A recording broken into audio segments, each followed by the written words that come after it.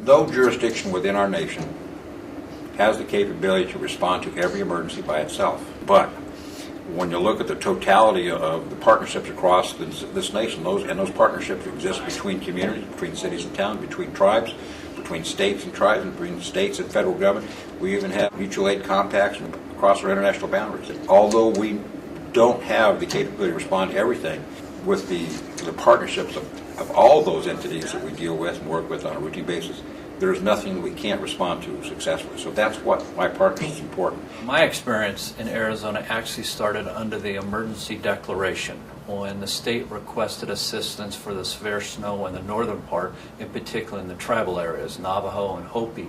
And there were a number of people that were snowbound there, and they needed to get commodities in there, life-sustaining food, firewood, water, etc. Our resources and our capabilities were pretty much had reached its limit.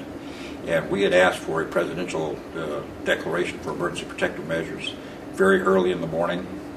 And by that evening, we actually had a presidential emergency declaration. And so I know that FEMA facilitated that, so I think that was an extraordinary response on FEMA's behalf. Although it's not the largest disaster in the country, it is one of the more complex ones because of all the requirements in dealing with the tribal nations, going through the processes of approval, educating some of them, training some of them. The state's role is to ensure that every community has the same access to the same resources and the same recovery capability, regardless of whether they have that to begin with or not. One of the offshoots of the partnership with the state has been training.